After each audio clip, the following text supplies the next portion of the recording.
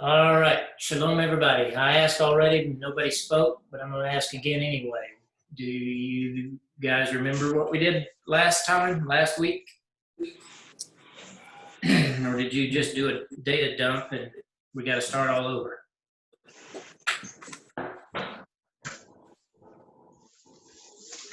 Let's see how it just.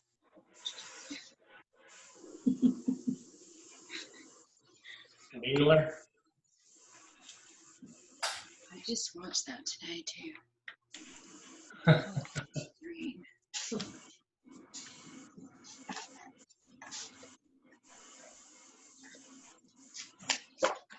Well, I guess y'all are just going to be a bunch of chickens. I'm just going to move on then. Nobody passes, everybody fails. We talked about Teshuvah.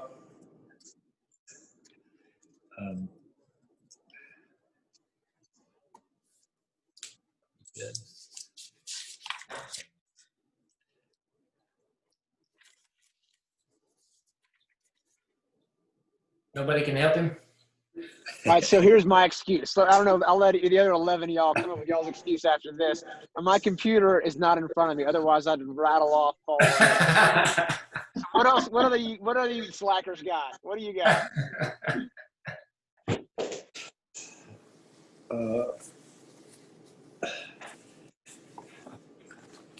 So we have been talking about Yom Teruah for the last couple of weeks, and we did talk about Teshuvah, and that leads up to Yom Teruah. And so just to try to get your minds in gear, what is significant about Yom Teruah? What is it? Why is it that we begin praying 30 days before Yom Teruah? Forgiveness. Come over here, Bonnie. Because it's the day of judgment for the righteous. It is a judgment day. That is correct. So we do not want to be caught unawares. We want to be ready. We want to have, and if you remember that there is a bridal theme that goes along with Yom Teruah. There's a coronation theme that goes along with Yom Teruah.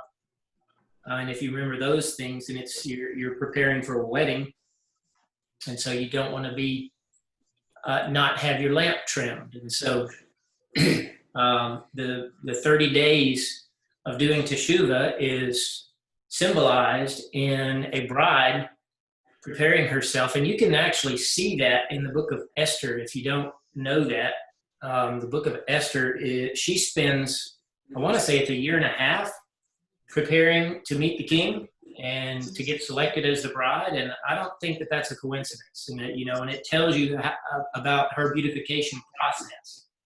And to me, that is symbolic of us studying the Torah and getting ourselves ready for Yeshua. That we're making certain that we are without spot and without blemish, in order to meet the king, to face him on Judgment Day. And for us, if we are righteous, for us, that Judgment Day is not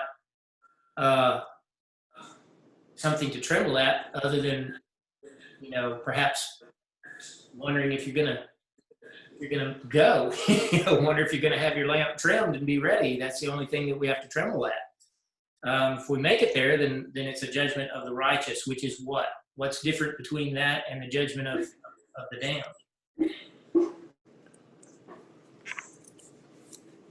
We'll be a part of the kingdom. Yeah. What else? No, we That's what Melanie said in a different way. have Yeshua's blood covering that covers us, that atones for us. So it's more about remembering, is it not? Well, it is, but I'm talking about judgment. How is the judgment different from everyone else's judgment? Well, we're not condemned. Right. We're judged on the works that we've done. They're judged on their righteousness, or their lack of righteousness. there you go. We are rewarded according to our righteous deeds, and they are punished according to their infractions against the Torah or their deeds of wickedness, their works of iniquity. So, so it is entirely different. And so, what is, so if I'm not mistaken, we kind of talked about, we dwelt in the Hikalut chapter 6 through 18 and talked about the Yamim Noraim to some degree last week, did we not? Yes. Okay, and so as I remember, we got up to Yom Kippur. We actually walked through the liturgy and the Siddur for Yom Teruah, and we finished that, and so it's time to look at Yom Kippur, correct? Yes. Okay.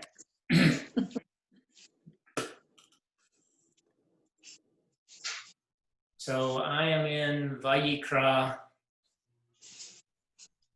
23. Let me share my desktop.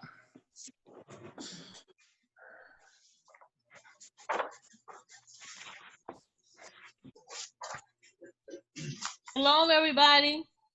Shalom. Tracy.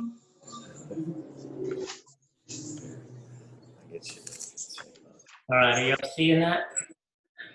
Yes. Yes. So I'm in Vayikra chapter 23, What voice? where all of the Moedim are. And starting in verse 26, and Yehu spoken to Moshe, saying, but on the 10th day of this 7th Chodesh is Yom HaKippurim. There shall be a Mikra Kodesh unto you, and you shall afflict your souls. And you shall bring a carbon of fire unto Yehovah. And you shall do no manner of work in that same day, for it is Yom HaKippurim, to make atonement for you before Yehovah your Elohim. For whatever soul there is that shall not be afflicted in that same day, he shall be cut off from his people. And whatever soul there is that does any manner of work in that same day, that soul will I destroy from among his people. You shall do no manner of work. It is a statute forever throughout your generations in all your dwellings. It shall be unto you a Shabbat Shabbaton, and you shall afflict your souls. In the 9th day of the Chodesh at evening, from evening unto evening, shall you keep your Shabbat. And so that's a little bit more. If you remember, if you look at verse 23 and 20 through 25, that's all we had on Yom HaKippurim. But there's almost 3 times as much on Yom Kippur, correct? Is that what y'all see? Yeah. Yes. It's on the 10th day, but he's saying evening to evening from the 9th day, right? And so this is reaffirming that our days begin in the evening. Right. And this one is called a Shabbat Shabbaton, right there. What else do you notice about it? Did anybody catch anything that was new to them or relatively new and it reminded you of something? What did you see? New? Not new, but a reminder about bring the korban of fire, Right. Wife. the wife. Yeah, and so what she's talking about, if you can see the Hebrew, Hikraftim Isha Layela. So why would, so let's analyze that. If he is speaking about, hang on just a second, I got somebody.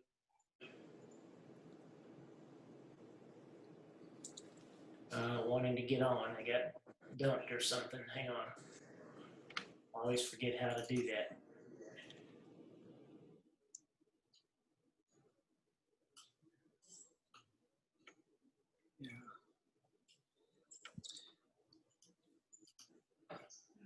Yeah.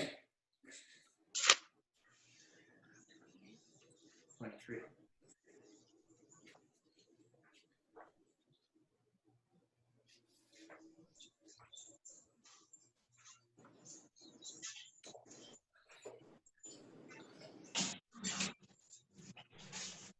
All right. Sorry about that. I'll share again.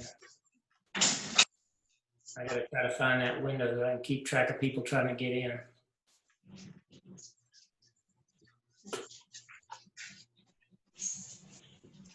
There we go. Okay. So look back up here.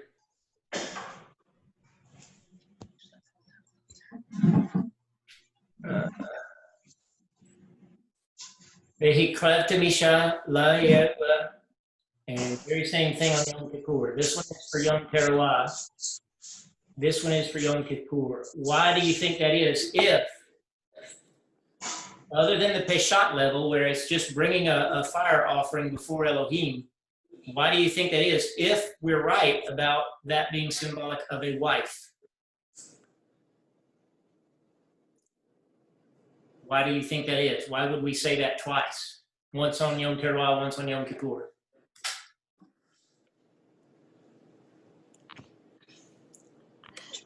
Because of the multiple nut saws, or Two judgments.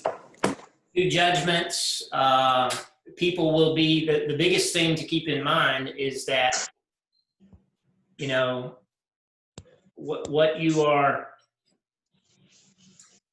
this I believe is symbolized in Yaakov, right?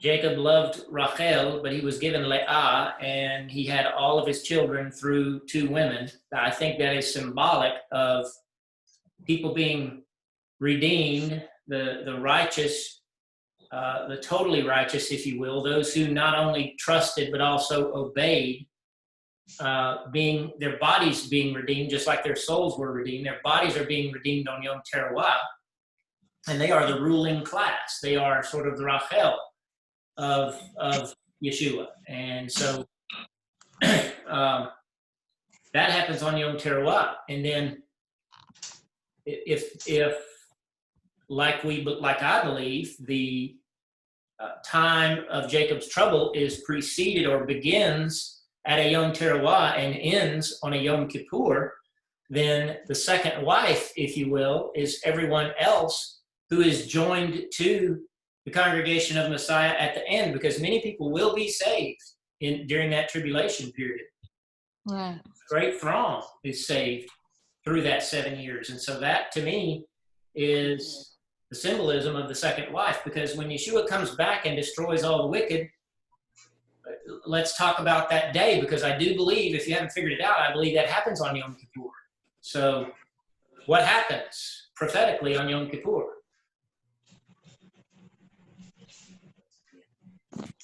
Puts his foot on the Mount of Olives. There's a great earthquake. Yeshua comes down, puts his foot on the Mount of Olives. There's an earthquake. The Mount of Olives splits into a well of water comes gushing up out of there. Melanie said it, the judgment of the damned happens, and they get put into a prison, a spiritual prison, if you will, for 1,000 years. Okay? But on that day, many people will die, but on that day, many people will also live. Many people who were on earth who were fighting the war, a war is not a one-sided event. And so Yeshua puts his foot down to end a war. What war is that? Armageddon. Armageddon. But yet the last war where all the nations of the world. Oh, Gog and Magog. Right, God. No, you had it right the first time. Goober. Armageddon. Armageddon. Armageddon. I'm going to mute you. Hey, I'm going to come mute you.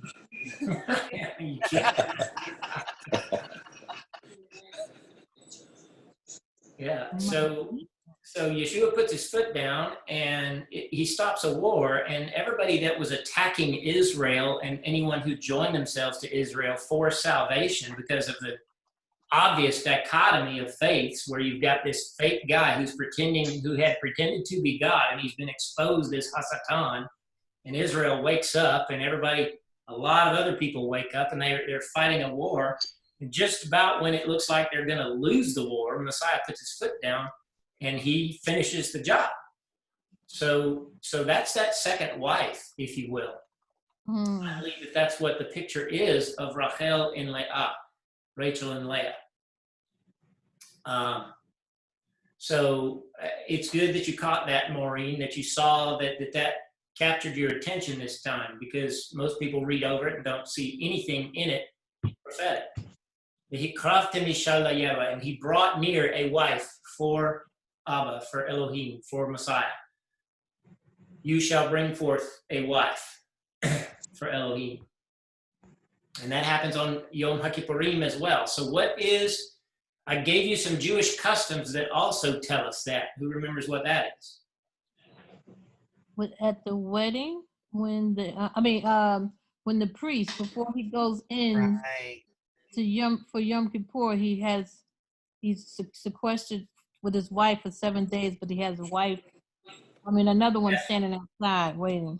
Yeah, he brings his actual wife into an inner chamber and is sequestered with her, but another woman waits outside, a virgin waits outside the chamber in case she dies. And that, to me, is also symbolic of that second group of people who believe she's not the actual wife, but she is if things change. So she is a wife. Do you get what I'm saying?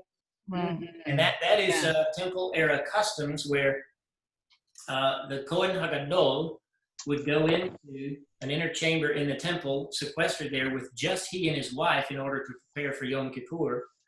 And of course, that's symbolic of the bride being caught up to heaven with Messiah and going into the cheder and the chuppah, like we've already talked about at length, and then coming out on Yom Kippur. And so the bride does come out on Yom Kippur. So on the 10th day of the 7th Chodesh is Yom HaKippurim. What does that mean?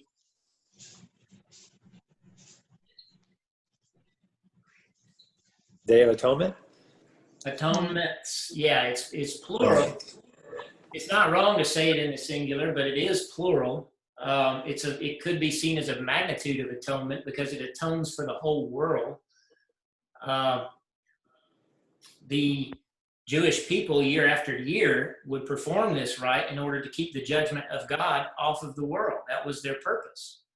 How long had it been since the flood when God sent Moshe to redeem Israel out of Mitzrayim, out of Egypt?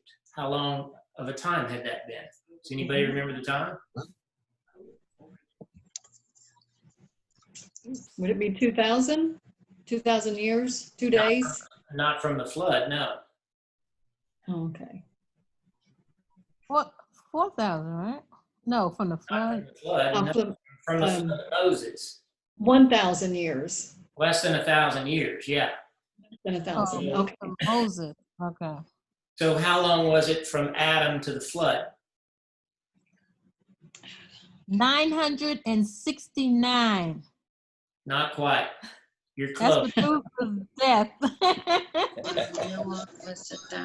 It was about 1,000 years from Adam to the flood. Yeah. You're thinking of one person's life, but it had to Right. that one person's life had to fit in that time frame. So yeah, but it's slightly less than 1,000 years. And look at it. So 1,000 years went by and God had to judge the whole earth. Is it possible that from the flood to Moshe, that it was getting close to that same amount of judgment being necessary again? I can see. Yes. Yes. Because he wanted to. Absolutely. I mean, he had to destroy a whole nation, a whole 13 nations, if you will, or 7 nations, 13 city-states in the land of Canaan. Mm-hmm. So he was ready to destroy Mitzrayim and it was the biggest, most powerful nation in the world, and they needed to be destroyed. So it's not a stretch to think that it could have gone to the point of Elohim having to bring fire on the earth. He promised he would never do it by water again, but we learn from the Brit Hadashah scriptures that the last day is reserved for a day of fire, right? Right. Yes. Okay, so my point is that was the purpose of Israel, is to intercede for the whole world, not only for the nation of Israel. That's what Yom Kippur was for, is to redeem Israel. But Israel turned around 4 days later and did Sukkot, and that was redemption for the rest of the world. So, so the purpose of it is to stay the hand of God, to stay the hand of His wrath, keep it off of people. It was a function of mercy. That's why He called the Jewish people to make them a nation of priests. What do priests do? They intercede. They interfere between God and mankind, and make petitions and supplications for mankind. And that's what Yom HaKippurim is. And it's the day. It's the big day of the year. So it's very similar to other high Sabbath days, but how is it different? You don't have to show up. You don't have to? Well, You have to. it's not a Chag. Yom Kippur? Well, it's not, but it is. You afflict your soul. So what you're talking about, Tracy, is yes, there are particular days that are named a Chag, but the custom was that for Passover, you were there for the whole season so that you were there for the Chag. And the same is true for the fall season. You got there in time for Yom Teruah, and you were also there for Yom Kippur. So you would stay. Makes sense. You would stay, but the day that is named a Chag is the first day of Sukkot. So you're right about that. But technically, you were there. But that's not what I'm looking for. What was the question? What's different about that day than the other high Sabbath days? Oh, it's a day of somber. It's a day of not of jubilant rejoice and celebration. Mm-hmm. It's a day of affliction. It's just the opposite. Mm-hmm. And he says that twice. And he says that anyone that does not afflict his soul shall be cut off. And so, and the point that I'm making is because of the language of this is the highest, most critical day of the year. This is the equivalent of Easter for the Jewish people. You know, most people say that they only go to church on Easter. You know, well, for the Jewish people, if they're going to hit one day a year to remain Jewish, it's going to be Yom Kippur, because that's the big day. Okay, so how do we afflict our souls? Fasting. Fast, complete fast. Yes. And I don't know if anyone on the call needs to be reminded of that, because there are teachings out there that say that it's not fasting, it just means to be a little sad. But it is in fact fasting. We know that anitem et nafshotechem is translated by Ezra as fasting. So we afflicted our souls and fasted. So, and I'm going to show you another place. Let's just go there right now. It's in Yoel.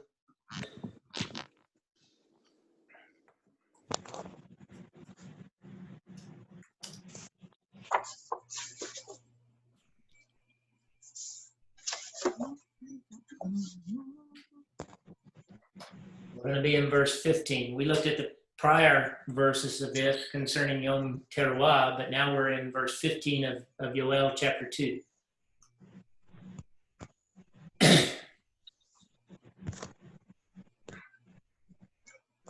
There it is right there. Blast the shofar in Sion.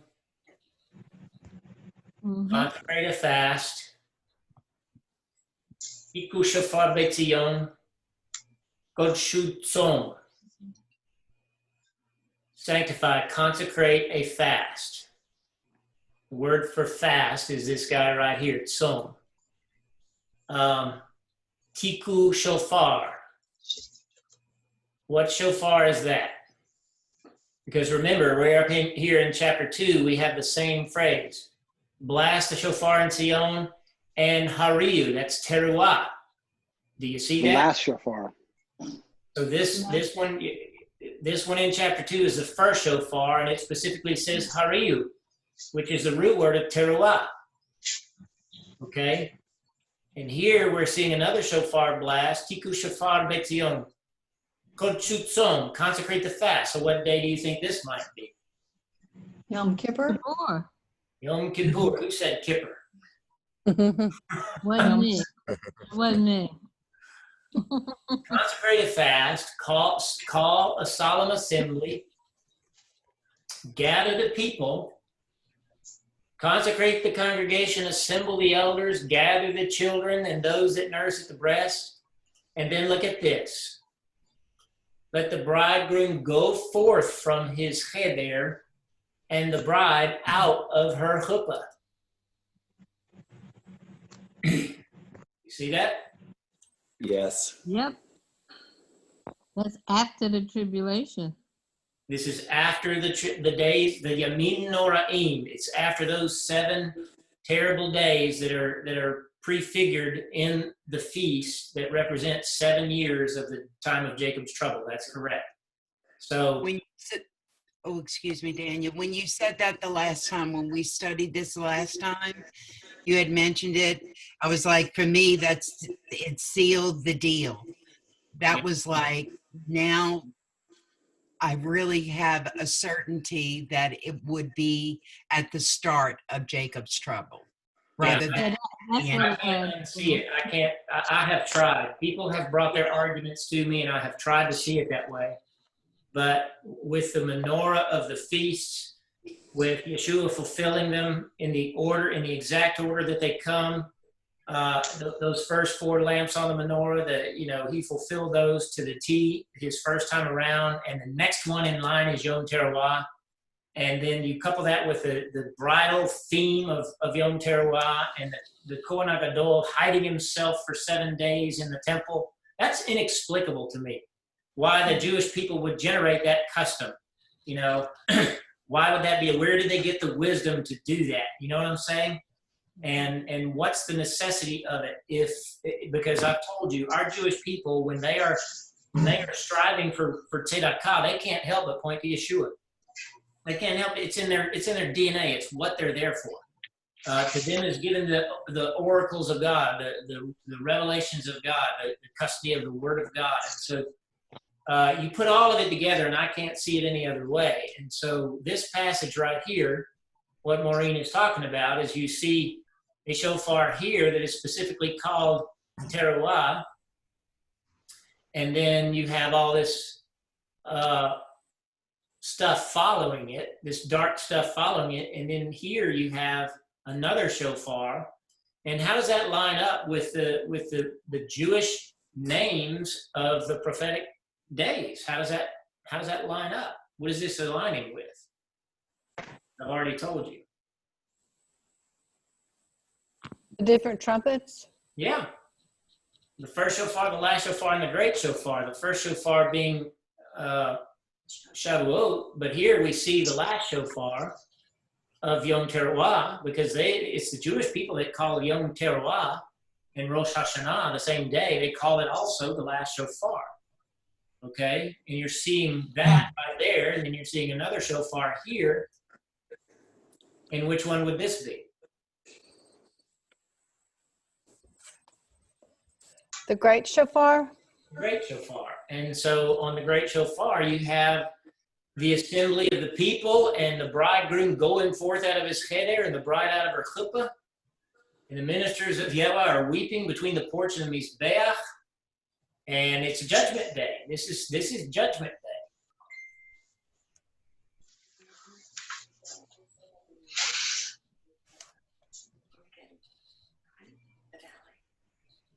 Yeah.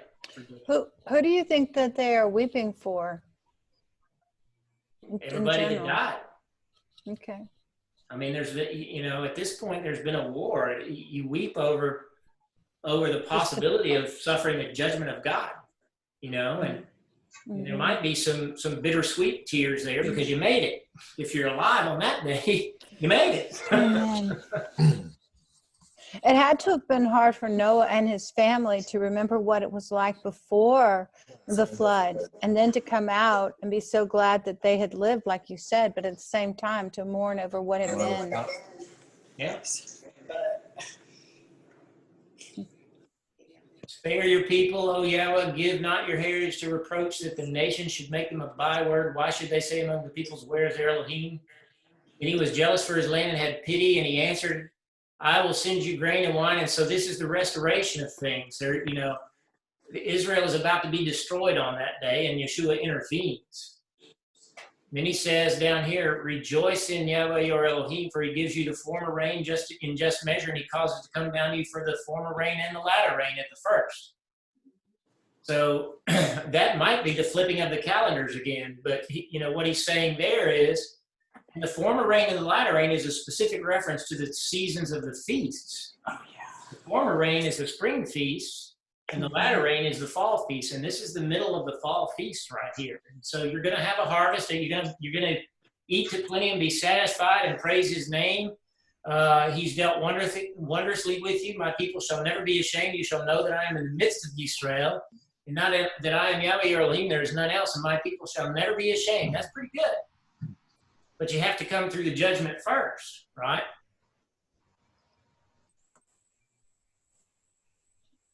So let's look at some other ideas about Yom Kippur. Any questions so far on that?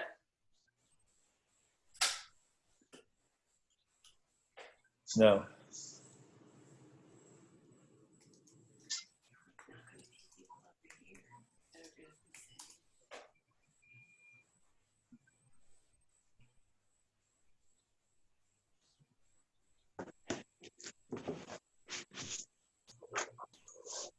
You shall afflict your souls. We do that with fasting. You shall bring a carbon of fire. That's the image of a wife. You shall do no manner of work, for it is Yom HaKippurim, to make atonement for you before Yahweh your Elohim. Whatever soul there is that shall not be afflicted in that same day, he shall be cut off from his people. How could that allude to end things right there?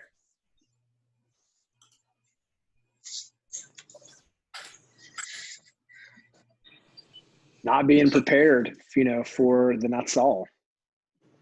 Well, in this case, that would be part of it, but in this case, it's even worse than that.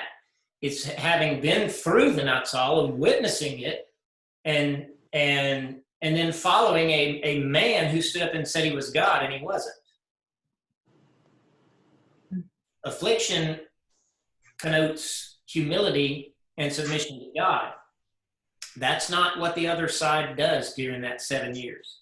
Look at the arrogance of the left today. Look at how arrogant they are, and how they think that they get away with everything. That arrogance is going to redouble when their man gets in power. Because wicked people who don't answer to God and who just have moral relativism and think that they can decide what morality is, and anything I choose is right, that's going to be pronounced during 7 years. It's going to be worse, and many people, the majority of people, are going to follow that false Messiah, and because of that, they're going to be cut off. This is how critical it is that we teach people, first of all, prepare yourself so that you don't have to go through that and be weighed in such a way. Prepare yourself and walk. Well, there's a verse that we used to quote all the time. How can you run with a horseman if you can't walk with a footman? If you can't do it while it's easy, call to me while I'm near, seek me while I may be found, because it's going to be difficult in those days. And so it's our goal to try to compel people to get ready for those days.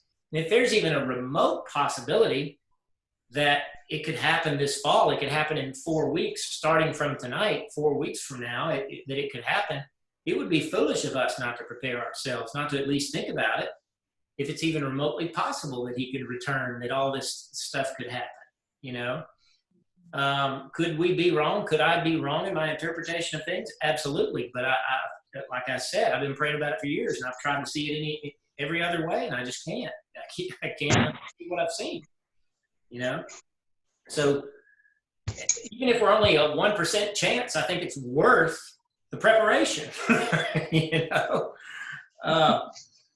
and so if they miss that preparation, and then not only that, but then turn and follow Mashiach HaSheker, who will be very compelling and will be very convincing, they get cut off from God forever. That's not undoable. There's no Control Z on that, you know, or Command Z if you're on a Mac. It's done. You know. I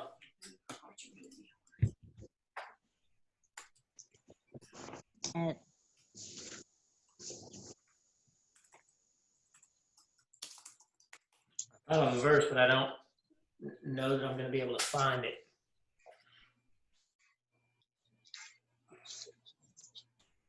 But let's go ahead and read this. I think what I was thinking about might be in here, but let's just see. Let no man deceive you by any means, for that day shall not come unless it is preceded by a departure. And I believe that departure will be on Yom Teruah. And then the man of sin will be revealed as Ben Ha'abadon. And again, that's son of destruction. If you have Hadavar, it's in the glossary, son of destruction. That gets translated into the Greek as Apollyon, which is rooted in the word war. Who opposes and exalts himself above all that is called God, or that is worshipped, so that even in the Hechal, the sanctuary of Elohim, he sits as Elohim and shows himself as though he were Elohim. He pretends to be God. He deigns to be God. He calls himself God in front of the whole world. Do you not remember that when I was with you, I told you these things? So this was important enough for Shaul to talk about 2,000 years ago when he visited Thessalonica. Okay? And now you know what has prevented him from being revealed in his time.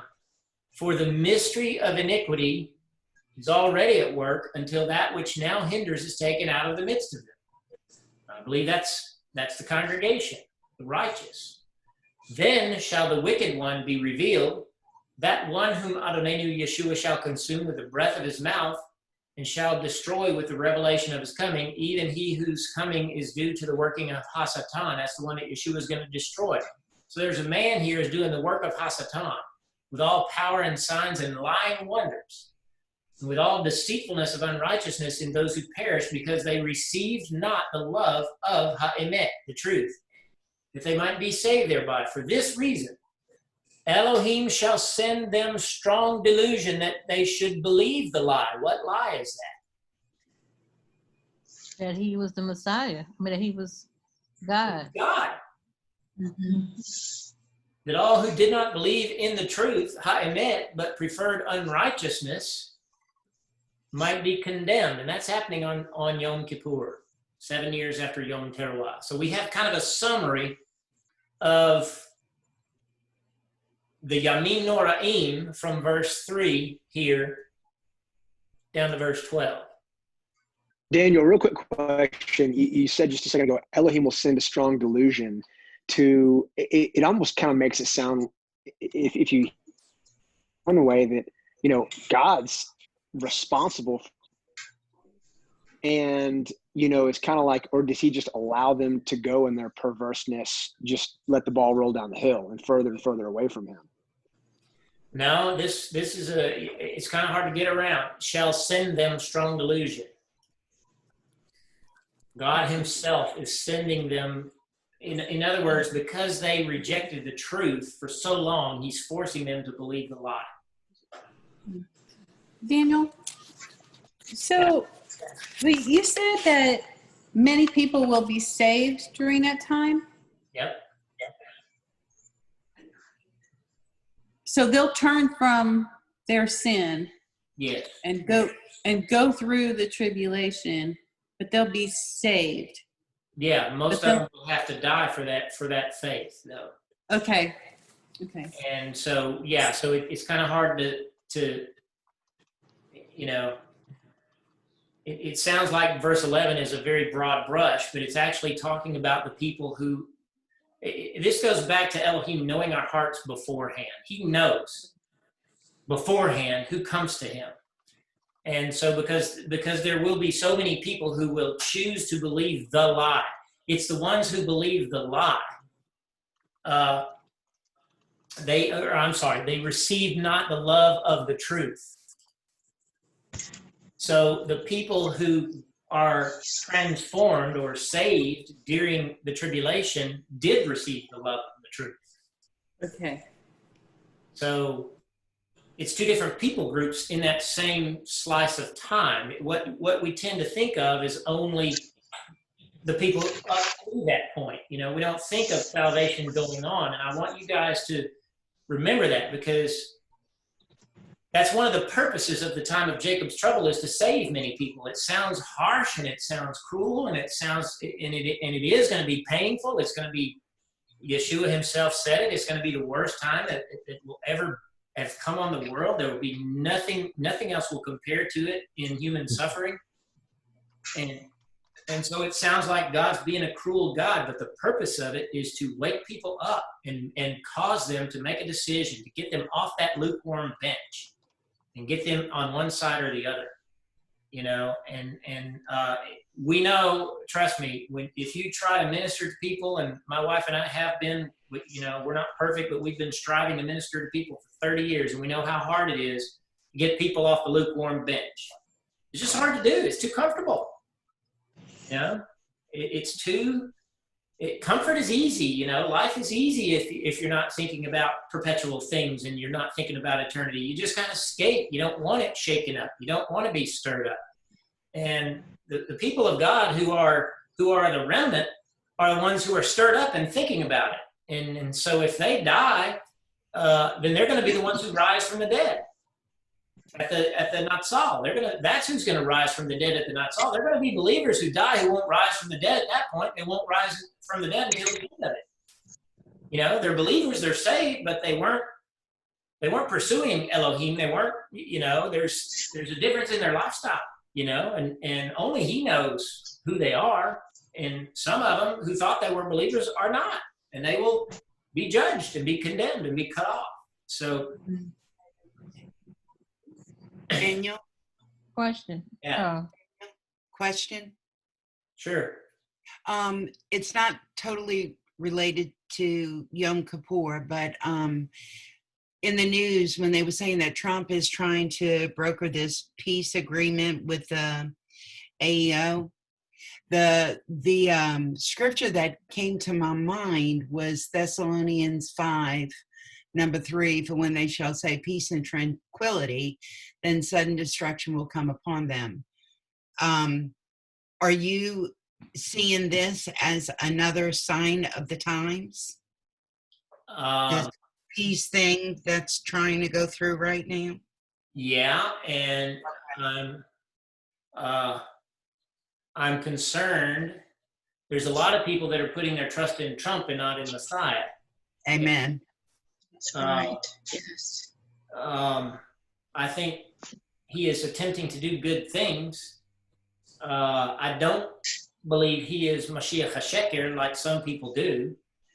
But, multiple times there have been efforts made in the Middle East that look like, I said it in a video recently, that back in 96, I wasn't 100% convinced, but I was certainly hoping that in 97 he would come. And there were a lot of things that happened in the early 90s. It looked like it. One of them was the contract that Rabin signed with Egypt, and he died. But I'll just show you why it was so compelling to me. Hopefully, I can find it quickly.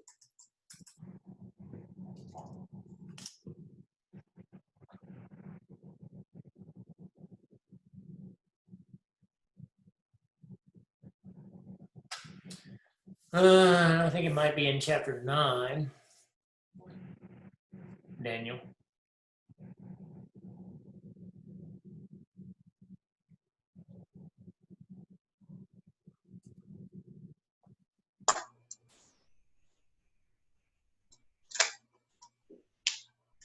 What are you looking for?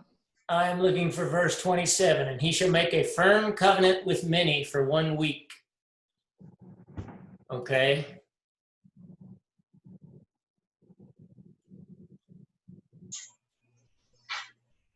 "27. Vehigbil Brit la Rabim." Sound familiar? Yitzhak Rabin, that's his name. Wow. So, and he was making a 7-year covenant. Go back and look at it. Rabin made a 7-year covenant with Egypt. And so it was looking like it. And so other things that other presidents have done have looked like it could have brought on these things.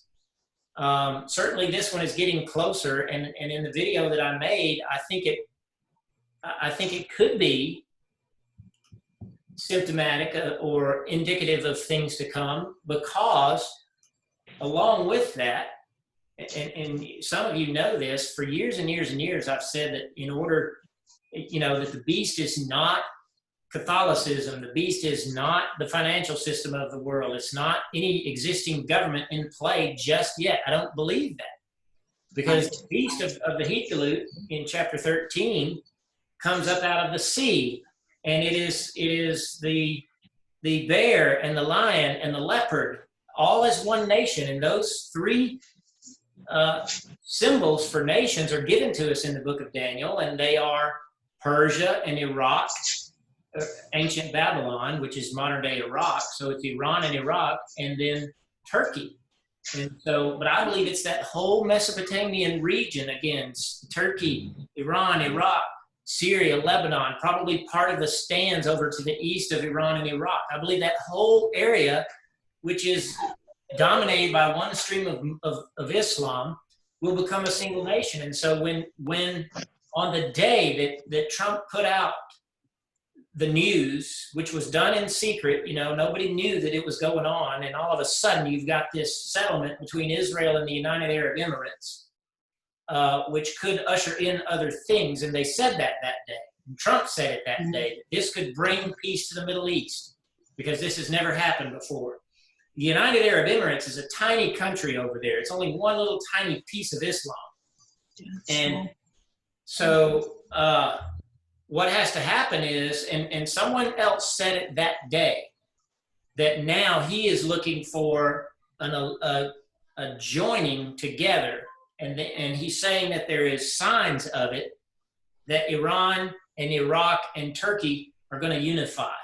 And that's what I've been waiting on. And so for that to be in the public discussion, then that gives me, because and I said it in that video, that can happen in 1 hour. And in fact, that's how it says it happens. He came to power in 1 hour.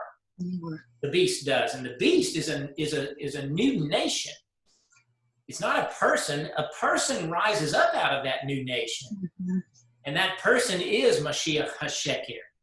But the beast has to arise first, and that's a new nation that is fearful and powerful and full of wealth, And those nations all have oil, and other assets and gold. And right now they're in chaos. But if they, I don't know if you know it, but the prime minister or maybe the financial minister of Iraq was in the country today. Did y'all know that? Yes. He's here today talking to our president. And so Iraq is becoming financially solvent again. They're starting to, they were petitioning our president for a reprieve so that they could become a nation again. And so, yes, all of that, it does lend to the possibility of it all happening this fall, because like I said, it happens quick. And one of the things that could make it happen quick is the destruction of America. And you look at what's going on right now, and if Trump does pull something off, then what I think will happen is China and Russia will have no choice. They don't want to wait again, because they've been waiting for 100 years. They don't want to wait again to unify the world under communism, so they're going to attack.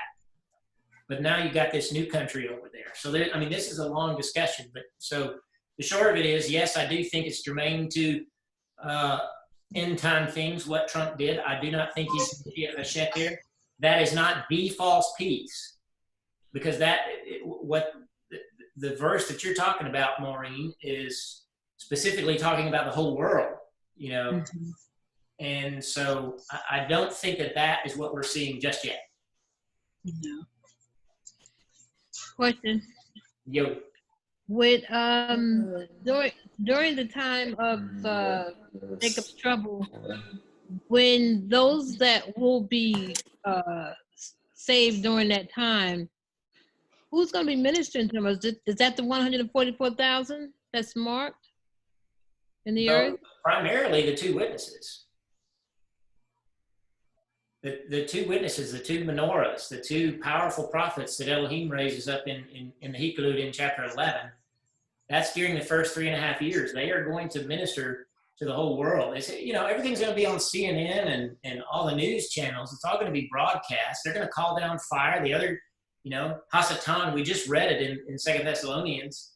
His man is going to look powerful and do miracles. And, you know, that's why Hollywood is putting out all these superhero movies, because he's going to look like a superhero. But the two prophets of God are going to fight him and declare Yeshua, and primarily in Israel. And people are going to be flocking to it. Righteous people who finally wake up, get off the lukewarm bench and get on the hot bench. They're going to get to Israel, you know, because they're going to be seeking safety, because it's only, you know, if you don't take the mark, you don't eat. If you don't take the mark, your kids die. You know, there's only one safe place to go, and that's the wilderness outside of Israel, and that's what they're going to do. So, The only safe place will be outside of Israel in the wilderness. So, yeah, the two witnesses and the 144,000, and it's kind of going to be primarily those two guys are going to be the ones calling out in the name of Yeshua and declaring him. And the hostility that we see toward Yeshua now is going to be extreme. I mean, look at it. You had 4 congresswomen in our country just this week stand up and say that the Bible needs to be declared a hate book, or whatever their terminology was. It needs to be banned because it's full of hatred or some crap like that, you know. That's already going on. All of that is just going to get worse during this time. And so I do think the population is rife. Yes. The sad thing is you got a lot of good people who are lukewarm believers who think that they're just going to escape, and you know, they're putting themselves in a dangerous position.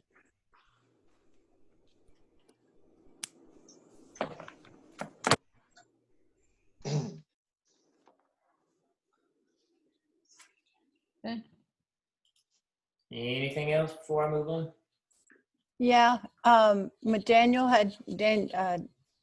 our second Daniel had mentioned the part about where God allows them to believe in a delusion. Yeah. And he did that before with another king. He requested someone to go lie to the king and basically manipulate him to go into battle. And he also hardened Pharaoh's heart, which I'm not sure if it was you, but I've heard taught that the hardening of Pharaoh's heart was to prevent him from fear, from causing him to be afraid to do what he wanted to do. Yeah, and if you look yeah. in the bar, you will see, if you look in a standard translation like King James or something else, it's always hardened, and he hardened his heart, he hardened his heart, he's hardened his heart, and he hardened his heart. And if you compare that to Hadavar, and this is one of the reasons we did it, you can see in the Hebrew that's actually 2 different words. One is to harden and one is to strengthen. And so there were times that he actually had to strengthen Pharaoh's heart because he was afraid, and then there were times he had to harden it. And so you can study that out and see the circumstances around each of those episodes. But yeah, Elohim does interfere in the affairs of men, and he, you know, what means he chooses to do it is up to him. You know, how he will do it, how will he cause them to believe the lie? Well, you know, he has control over what we see with our minds sometimes. I know that from my own experience. There are things that Elohim has not allowed me to see until late in the game, for whatever reason, and I don't understand it. Even though I asked, and so he's the one who chooses that. He is, he is so supreme. We don't give him much credit, Yes. But he can do whatever he wants, and if it says that he's going to cause them to believe the delusion, he can do it. How he does it is up to him, but trust me, it can be done. And that to me, that's a sad thing.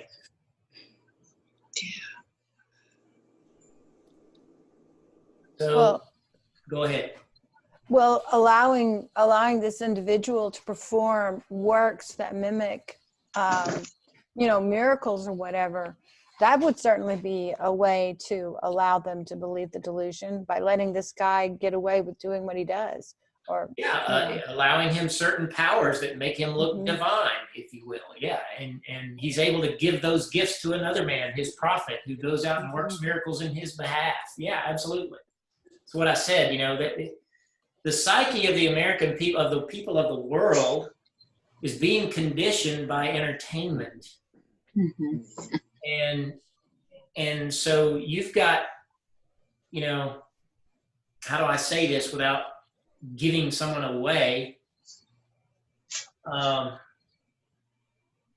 I will say it this way. I'm associated with someone loosely. I don't know them very well, but I have a loose association with a person that I otherwise find to be pretty intelligent and a righteous person. But this person is believing some of the garbage that's out there in regard to aliens, and no amount of scriptural proof can turn his mind off of it. You got people out there believing that some of the world leaders are alien lizards dressed as lizard people. That's nutso. There's I haven't. I'm sorry, my mic's on. And these are people that have a confession of Yeshua in some way. Of course, they call him Jesus, and so it shows me that something wrong there. So what people believe is easily manipulated. Look at the world right now. You got the whole world believing that a common cold jacked up on steroids, for lack of a better explanation, is going to kill everybody, and we gave our freedom over in a few months. Just gave up our American freedom because of a cold. So it's easy for people to be dissuaded from the truth, because they don't love truth. They're their ears are easily. Well, like you said, Daniel, not to interrupt, but you said, the spirit of Meshach has been around since, the first shofar, right? The spirit of watering down, of Bavel, of mixture religion, has been around forever. People are just trying to contaminate and tweak and create doubt in the minds of people who otherwise believe. That's right. That's right. Mashiach HaSheker was in the garden, that's who the serpent is, and that's exactly what he did, is twist the word of Elohim, cast aspersions on God, and cause doubt and play to human curiosity or sensation, and take people away from purity and truth, and it's kind of a struggle for all of us to get back to it and to stay there. But let's go to Yeshayahu, Isaiah chapter 2. I'm going to start in verse 12. For Yahweh Tsevaot has a day. What does Tsevaot mean? Who remembers? Armies. Yes. Has a day upon all that is proud and lofty, and upon all that is lifted up. And it shall be brought low, and upon all the cedars of Lebanon that are high and lifted up, and upon all the oaks of Bashan. That, if you don't know this, Lebanon is kind of north of Israel, and Bashan is kind of south/east of Israel. and upon all the high mountains, that's the northern part of Israel, and upon all the hills that are lifted up, and upon every lofty tower, and upon every fortified wall, all the ships of Tarshish. That's the farthest away that you could get from Israel in the time of Yeshayahu. Isaiah is about 900 years before Yeshua. And so this is a prophecy of things. And Tarshish sort of represents the furthest away west that you can get from Israel. And upon all delightful imagery, the loftiness of man shall be bowed down, and the haughtiness of man shall be brought low, and Yahweh alone shall be exalted in that day. And the idols shall utterly pass away, and men shall go into the caves of the rocks and into the holes of the earth from before the terror of Yahweh and from the glory of his majesty, when he arises to shake mightily the earth. In that day a man shall cast away his idols of silver and of gold, which they have made for themselves to worship, to the moles and to the bats, to go into the clefts of the rocks and into the crevices of the crags, from the terror of Yahweh and from the glory of his majesty, when he arises to shake mightily the earth. Cease from man, in whose nostrils is breath, for how little is he to be accounted. That's a description of that day, when he's finally revealed, when Yeshua is finally revealed, and it's terrifying. This is a theme that goes on. Now, this is what the day of Yahweh is. So look at it. So here, it doesn't quite sound like it might in a standard English Bible. For Yahweh Tzevaot has a day. Okay? Look over here in the Hebrew. Ki Yom LaYahweh. There is a ki, that means for or because. Yom, and there's his name. And that right there is the prefix, to or for, the preposition. To or for. So there is a day for Yahweh Tzevaot. So this is the day, what most people translate as the day of the Lord. Okay? It's not Sunday. This is Yom Kippur. This is the day he puts his foot down and judges the earth. Okay? It's also prophetically representative of the last 1,000 years, which starts with all this chaos and all this war. And then Yeshua comes back after 7 years, puts his foot down, judges the wicked, cleans up the earth, has Sukkot, and spends 1,000 years with us. But at the end, what happens?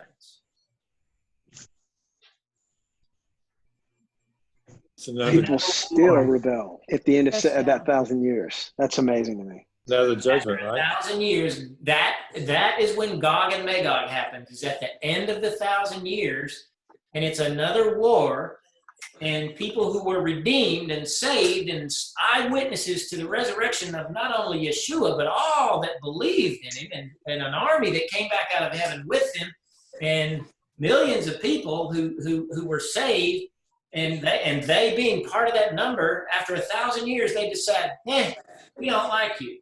Because Hasatan is loosed at the end of that 1,000 years, and he's able to sway their minds.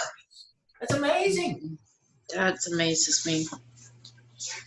That shows you how foolish the human mind can be.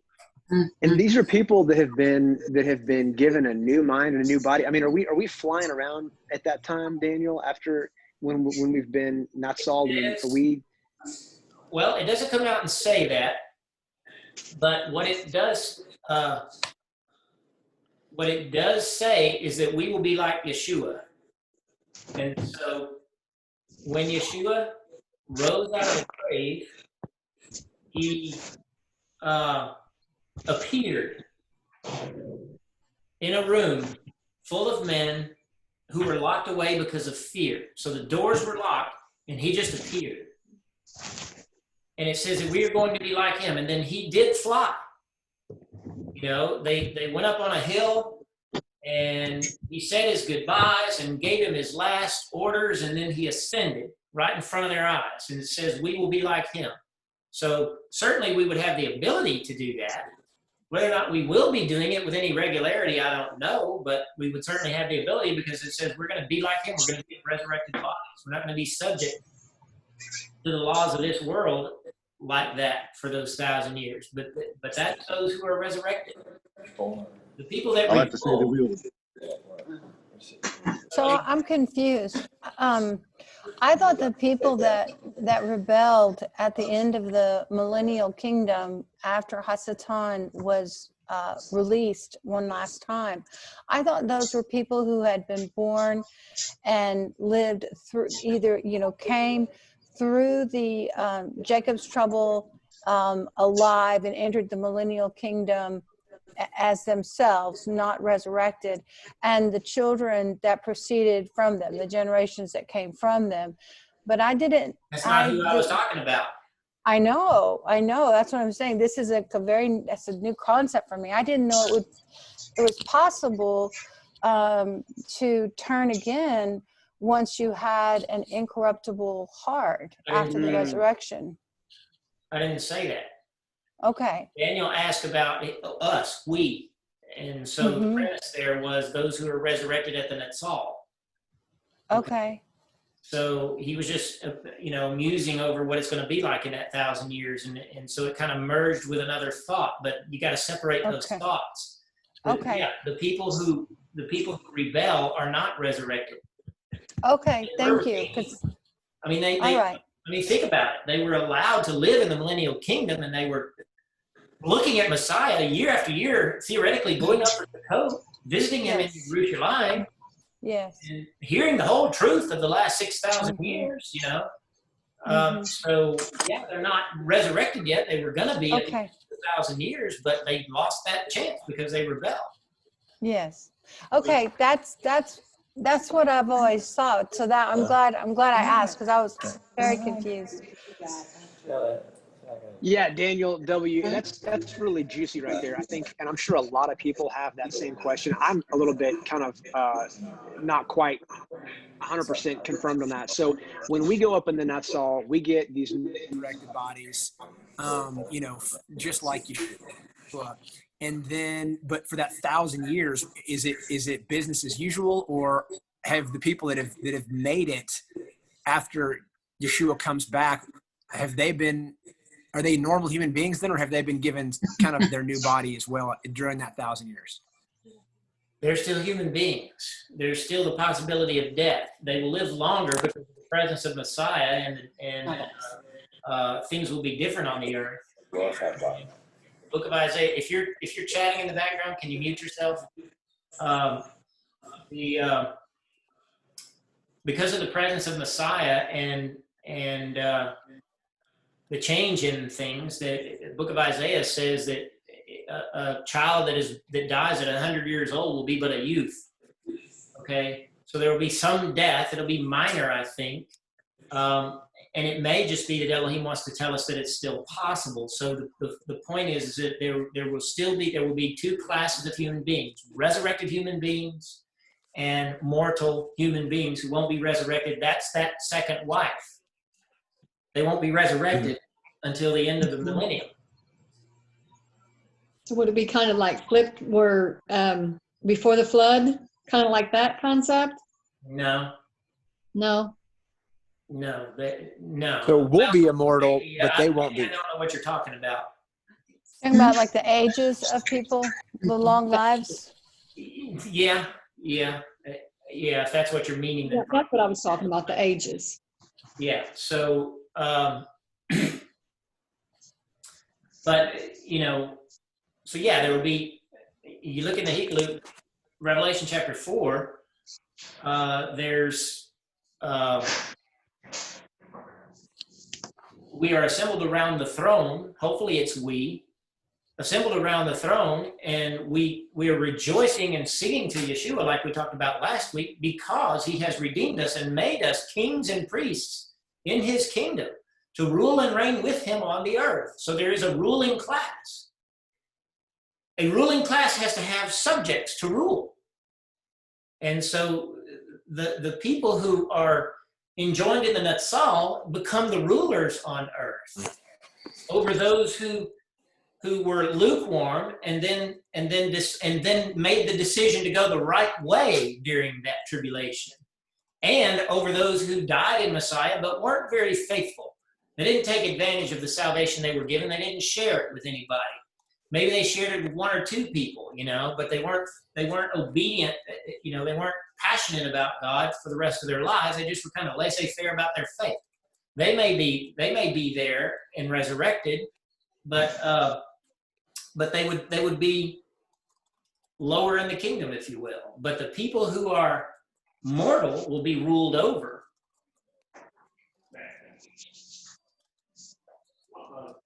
Interesting.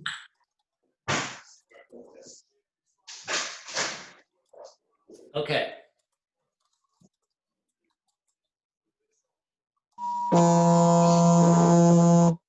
Everybody mute yourself. We got Amber Alerts going off. This has been a night of electronic disaster. Yeah, I know it's been flipping in and out all night. I'm telling you.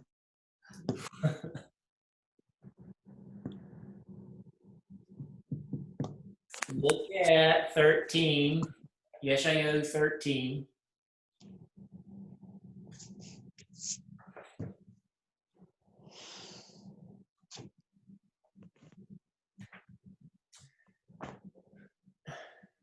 Now this is Yeshayahu, Isaiah, prophesying about Babylon. I've called my consecrated ones, I've called my mighty ones for my anger. I'm in verse 3. Even my proudly exulting ones, hark, a tumult in the mountains, like as of a great people, hark, the uproar of kingdoms, nations gather together. Yahweh Tebaot musters the army for the battle. They come from a far country, from the end of the heaven.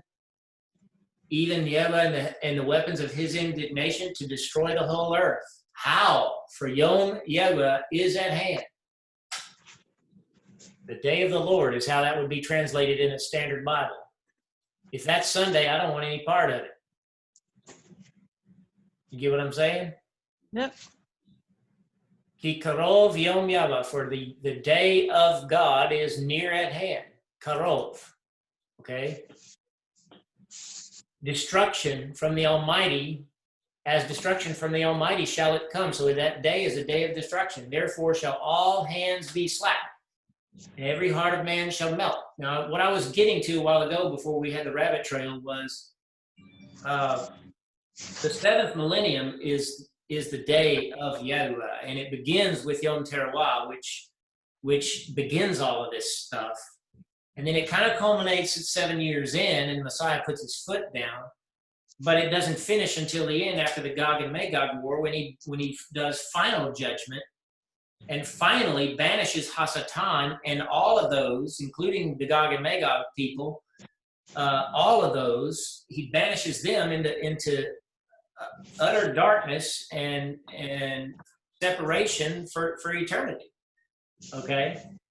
And so all of that is his day. That's the world week concept. The day of God, of him, is that seventh millennium. And so you see a lot of things happening. What I'm focusing on is trying to show you the Yom Kippur events, which are the calamity and judgment, and the final judgment of Yeshua intervening. Therefore shall all hands be slack, and every heart they shall be affrighted. Pangs and throes shall take hold of them. They shall be in pain as a woman in travail. They shall look aghast one at another. Their faces shall be as faces of flame. It comes, and it's cruel and full of wrath and fierce anger, to make the earth a desolation. I gotta make a note here. Destroy the sinners thereof out of it. For the stars of heaven and the constellations thereof shall not give their light. The sun will be darkened in its going forth, and the moon shall not cause her light to shine. You ever heard that before? Mm-hmm. Yeah. Revelation. And I will visit upon the world their evil, and upon the wicked their iniquity, and I will cause the arrogance of the proud to cease, and will lay low the haughtiness of tyrants. I will make man more rare than fine gold, even man than the pure gold of Ophir. Therefore I will make the heavens to tremble, and the earth shall be shaken out of her place, for the wrath of Yahweh Tzebaot, and for the day of his fierce anger. I think that's enough that we need to read there. You can go on and read. I just wanted to show you that there's multiple places that talk about this. And so that's where this is going. And what I'm trying to show you is that Yom HaKippurim is a day of covering, a day of atonement. That's, again, the Kippur is kapar, which is the pitch that was put in Noah's Ark. It's a covering, it's a protection, it's a protection from wrath. You are sealed against the day of redemption, which is Yom Teruah. And if you're sealed, then you go into the wedding chamber. But if you're not, then you have to wait.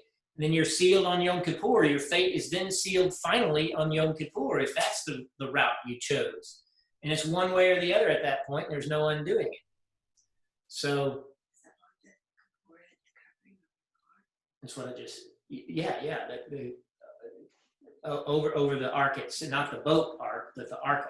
The ark. Melanie's pointing out that the top, the seat of atonement, is that lid on the Aron HaKadosh, the Ark of the Covenant, Aron Habrit. On top of that, that's called a kapar. It's a seat of atonement. Most people call it a mercy seat. That's okay, but it's not. It doesn't match the Hebrew. So we're going to go. Now that you see that, it's pretty important to be atoned before that, right? And the people that choose wickedness are the ones who will not be atoned for, and because of that, they will be judged. And that's the point of affliction of the soul. And so we're starting tonight. It officially, the Chodesh just started. I don't know if y'all saw my post on Facebook, but the Chodesh was cited in Israel earlier for us in the day. And so we do begin Teshuvah tonight. It's affirmed now. And so we're going to start those prayers of repentance. And the purpose of that is to seek atonement before this and to be ready for this. But if we're here for some reason, 10 days after Yom Teruah, and we're here on Yom Kippur, we still need to afflict ourselves. And what it does for me is remind me that there's work to do. The fields are white. There's harvesting to be done. Let's get after it. Let's be vigilant over the house of Elohim and try to wake people up and prepare for that day if it does come. And it still could come at any moment. So that's why we afflict ourselves. That's why it's a day of fasting and affliction and remaining somber and not rejoicing, but being contrite and introspective.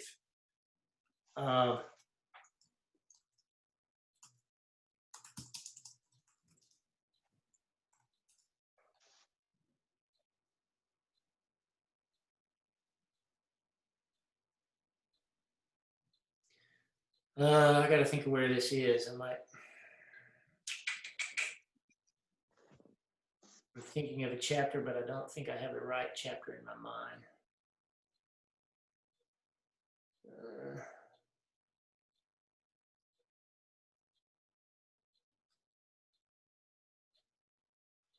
Nope, that's not it. Let me think of it. Where is it? I know what I can do. Hang on a second.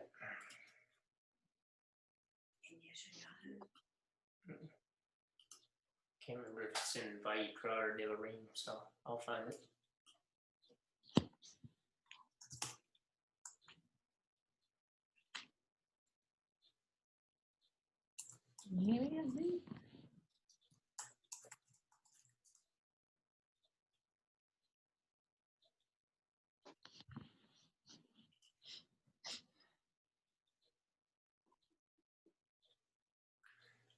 Right chapter, wrong book.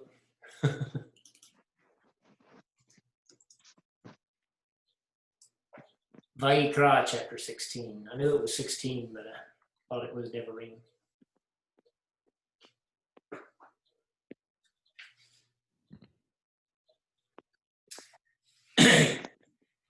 So remember how we talked about, everybody should know that Vayikra 23 is where all of the Moedim are listed.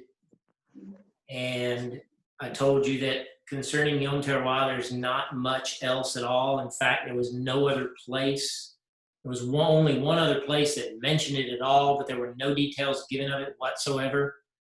And then I just showed you that the details concerning Yom Kippur are 3 times as much as Yom Teruah, just in the book of Vayikra in chapter 23. Well, in chapter 16, look at all this information that's all about Yom Kippur, that whole chapter. You see that? All of that, and all of that. That's just Yom Kippur.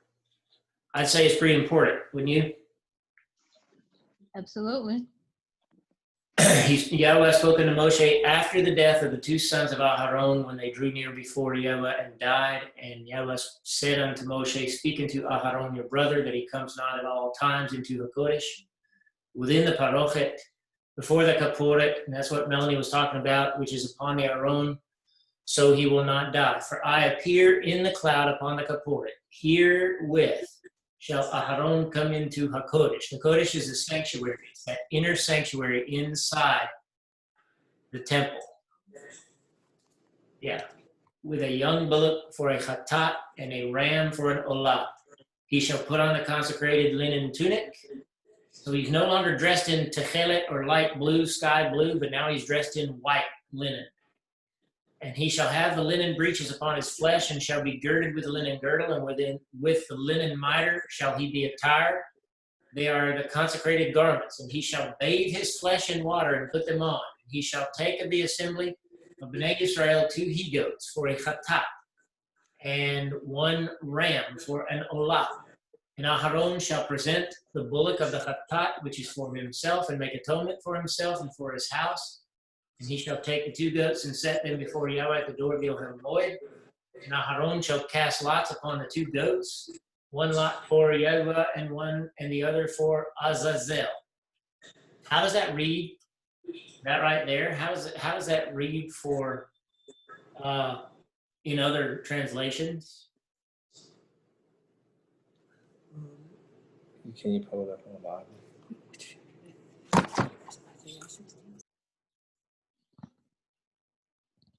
It's been years since I looked at the other translation, so I've forgotten. Isn't it he-goat, I think? Scapegoat. Scapegoat. Pretty sure it's a scapegoat. That's where the term scapegoat comes from. And Aharon shall present the goat upon which the lot fell for Yahweh and offer him for a chatat. That is a sin offering. We read it every week in the synagogue that Yeshua is our chatat. He became a sin offering, a chatat for us. The book of Colossians says. But the goat on which the lot fell for Azazel shall be set alive before Yahweh to make atonement over him, to send him away for Azazel into the wilderness. And Aharon shall present the bullock of the chatat, which is for himself, and shall make atonement for himself and for his house, and shall kill the bullock of the chatat, which is for himself. And he shall take a censer full of coals of fire from off the mizbeach before Yahweh, and his hands full of sweet incense, beaten small, and bring it within the parochet, and put it upon the fire before Yahweh, that the cloud of the incense may cover the kaporet that is upon the testimony, so he will not die. There's a lot there. So 2 goats are brought before, a lot is chosen. The one that falls for Yahweh, that one is killed, and its blood taken into the sanctuary, into the inner sanctuary. And the other one is for Azazel. And that is in verse 10. And there it is right there. Azazel. And that kind of means to send strength away, to send power away. That's what that word means right there. Just to show you how all of this is playing into the modern mindset. There's perversions of it playing into it in the modern mindset. How many of you watched the one of the X-Men movies that had Azazel in it? Anybody remember that? Anybody goofy enough to watch that kind of stuff and admit it? Nope. Look, nope. Well, Yeah, if so, I didn't catch it. You didn't catch it. Yeah, it was Azazel.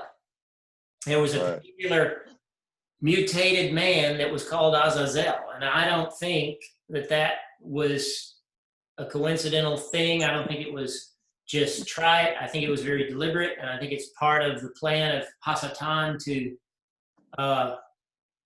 plant seeds of wickedness in people and get them believing in the spooky stuff. And I think it's just all part of that. Why in the world would we need that in a movie about people who theoretically just evolved? You know, that's a very spiritual name for a evolutionary movie that doesn't believe in God, if you know what I mean. Daniel? Yeah. There was a movie, and I can't remember the name of it, with Denzel Washington, and who used the name Azazel as a demon who would, like, if a body died, before it died, he'd go into another body. And it was definitely an evil being. Yeah. So Azazel is nothing in and of itself evil? I'm not saying that, no. Oh, okay. I'll let you finish then. And in fact, ancient Jewish literature calls it the chief of demons. And assigns to it particular accomplishments, if you will, in the netherworld, but that's not relevant to us. We can't affirm that. That's those books are not canon. They're not divinely inspired. There might be some truth in them, but it's not important for us to know. But what we can see here, hopefully you're seeing the end of the book of Revelation being played out before your eyes on Yom Kippur, where Yeshua redeems us and gives us atonement, and where Hasatan is finally punished and in here driven over a cliff or driven into the wilderness. What the Jewish people actually did was drive him over a cliff so that he wouldn't come back and bring the sin back into Jerusalem. This goat was carrying the sin of the people out of Jerusalem. The goat was served as an atonement for the people. And so it was given to Azazel. That's kind of like Yeshua being handed over to Hasatan in hell. He took our sins and took them into hell. He had to be purged of them. He couldn't go to heaven with our sins in his flesh. You know what I'm saying? And so it was given for Azazel. It is not Azazel. The goat itself is not Azazel. Is everybody with me? Yep. Yes.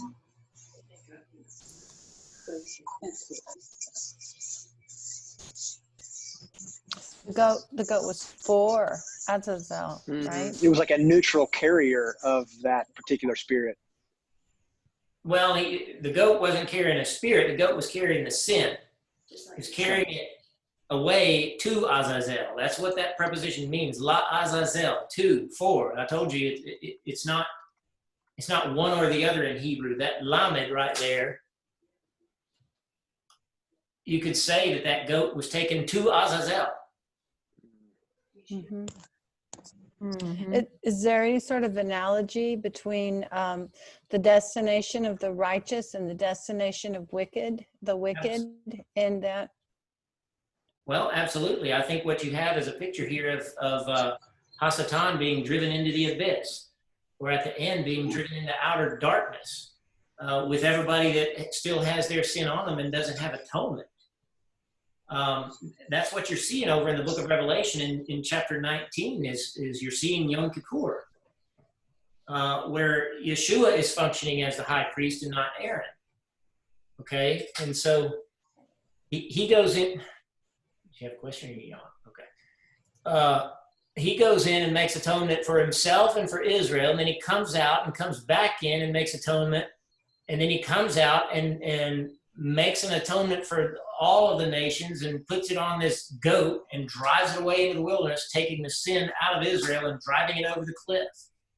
So just to tell you what happened in the temple that we have documented in the Mishnah is that that goat, so first of all, the drawing of the lot, there were two pieces of stone or wood or maybe petrified wood. I'd have to look again. And one would have Lamed and then the sacred name on it, and the other one would have Lamed and Azazel on it. To Elohim, to Yah, and to Azazel. So one of the goats gets given to Yah, and one of the goats gets given to Azazel. Okay? Those two lots are put into a box or a bin or a bag or something, and the Kohen reaches in and pulls one out.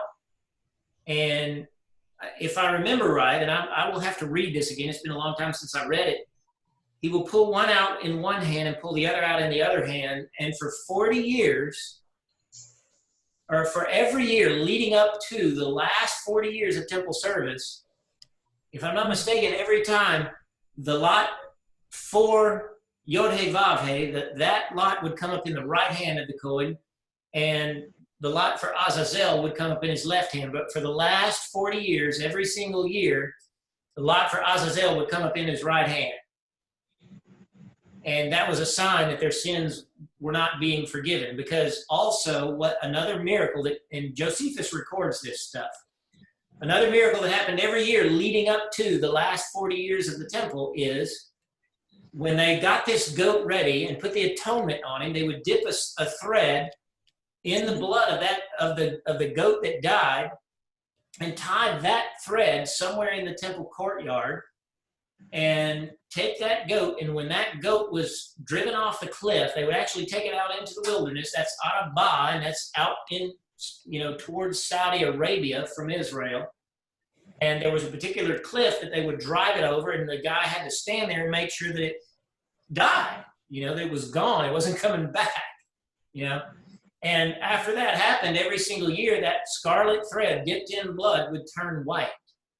And that was a symbol of their sins being forgiven. But for the last 40 years of temple service, that thread remained red for every year. And Josephus, a Kohen, records that in history. And so that's all tied around this passage that we're reading here, the details of Yom Kippur. And so another thing is that the reason that I know that it was a fast is our Jewish people affirmed that it was a fast because they put stations of food the size of a date in the palm of the hand. It was a certain measurement of food that was put along the way in several different spots from Jerusalem, from the temple, out to that cliff where he would drive that goat over. And if he was famished, if he didn't think that he was going to make it, he was permitted to eat that small portion of food so that he could go on. Because it was a day of fasting. But it's kind of hard to fast, not eat water, not eat food, not drink water, and escort a goat through the desert. Mm-hmm.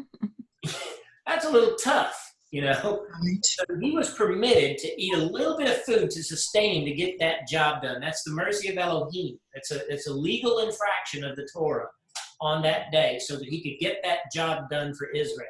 But what that does is proves that it was a day of fasting. It goes along with what we talked about at the beginning of this. What was the purpose of the casting of the lots other than it would just show up in one hand, the same hand every time, and then it switched? Like, because they ended up sacrificing both goats after they drew lots. It was sort of noticeable. It was just noticeable. It was just something that they noticed. And so what I believe it is, Stephen, is that for the last 40 years, I think they had the daunting notion that their sins weren't being forgiven. And that coincides with Yeshua having died on the tree at the beginning of the last 40 years of temple service. That's an exact match. Yeshua died and rose again and ascended in front of God and everybody in Jerusalem, who certainly the priesthood knew about it. They're the ones that condemned him. And for the next 40 years, they didn't get any signs that God was forgiving them of their sins. Because the one sign of forgiveness now is Yeshua's resurrection, which they had the opportunity to witness. You think the whole purpose of the prescribing them to cast lots was to show them that their sins were no longer forgiven? Okay. I do. I think that's like a mechanism put in place way ahead of time for the purpose of showing them 2,000 years later, you didn't obey me. You didn't do what I said. Okay. No, that's pretty cool. Yeah.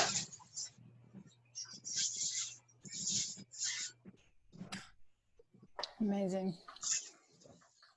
And they burn in fire their skins and their flesh and their dung. He that burns them shall wash his clothes. This is getting rid of the the stuff of the sacrifice that was inedible. It shall be a statute forever unto you. In the 7th Chodesh, on the 10th day, you shall afflict your souls, do no manner of work, the homeborn or the stranger that sojourns among you. It shall be a day of atonement for you to cleanse you. From all your sins you will be clean before Yehovah. It is a Shabbat Shabbaton unto you, and you shall afflict your souls. It is a statute forever, and the Cohen who shall be anointed and who shall be consecrated to the Cohen, to be Cohen in his father's stead, shall make the atonement, and shall put on the linen garments, even the consecrated garments, and he shall make atonement for the Kodesh HaKadashim, and he shall make atonement for the Ohel Moed and for the Mizbeach, and he shall make atonement for the Kohanim, and all the people of the assembly, and there shall be an everlasting statute unto you to make atonement for Bnei Israel because of all their sins once in a year. So what they did year after year, every year, was to make atonement for Israel so that God would not destroy Israel because of their sin. Because remember, the punishment of sin is death. And if the whole nation is in sin, then it's only just for God to punish them and to destroy them. But because of his mercy, he gave them a mechanism until the time of Messiah to have their sins forgiven, and to keep the hand of God off of the earth, to keep God from having to judge mankind. And now it's not the temple doing it, but it is. It's Messiah and his temple and us. Right. And we are the reason that Elohim doesn't pour out his wrath on the earth right now. There's calamity. They're just natural result of our existence, and some of our calamities are self-induced. Some of them are wars, and but it's not the wrath of God yet. The wrath of God, when it comes, like we read over in Yeshayahu in a couple of places, is going to be obvious, I think.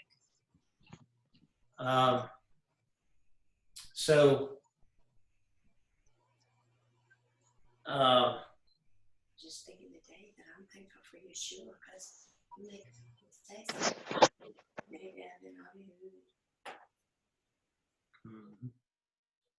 I know y'all can't hear Melanie. She talks to me periodically, but y'all can't hear her, so that's why I'm ignoring you.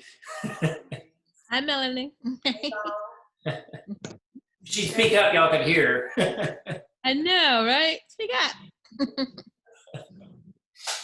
Hello. Hi there.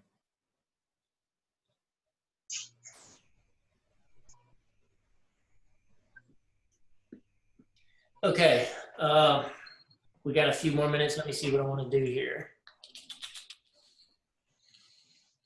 16 minutes.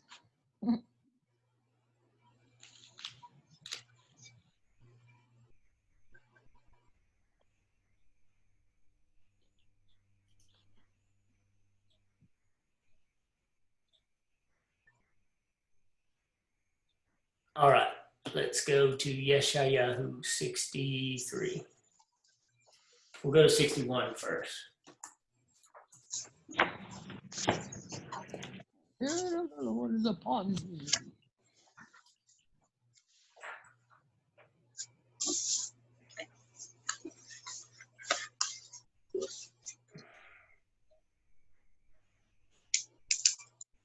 Ruach Adonai yava alai, yan mashach yava oti levaser anavim, shelchani lachvosh lenishperei lev, likro lishforim dror, velasrim pekach koach, לקרוא שנת רצון ליבה, and Yeshua stopped. You all know what I'm talking about. Probably this is what he read in his synagogue in Luke chapter 4, I want to say.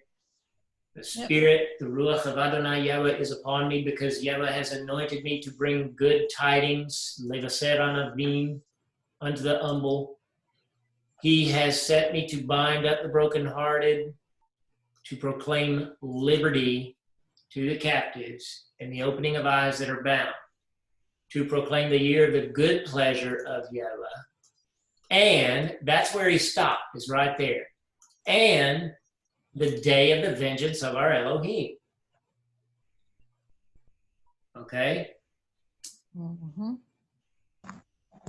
So there's comfort for now, and he has associated that with Yovel, because Dror, liberty, is declared at the Yovel. All right? He stopped right here in his reading before he mentioned anything about vengeance. But then he mentions vengeance. Yom Nakam Eloheinu, the day of the vengeance of our God, our Elohim. We read about that in Isaiah chapter 26. We read about it a few times. Nakam Eloheinu, the vengeance of, we read about it in some of the Psalms. And this is what you're seeing. Hopefully you're going to see how this is associated with Yom Kippur and things, okay? So this is 2 chapters later, and he says, who is this that comes from Edom with crimson garments from Botzrah, this that is glorious in his apparel, stately in the greatness of his strength? I that speak in Tzedakah, mighty to say, why is your apparel red, and your garments like his that treads in the wine vat? What kind of picture do you get when you read that? His vested in blood. He's got blood all over him, right? Yes. You know, because I'm a TV nerd, especially back when I was a kid and lived out in Saratoga, we didn't have much to do. We didn't have a lot of TV, but I Love Lucy came on a lot, and the Lucy Show came on a lot back then.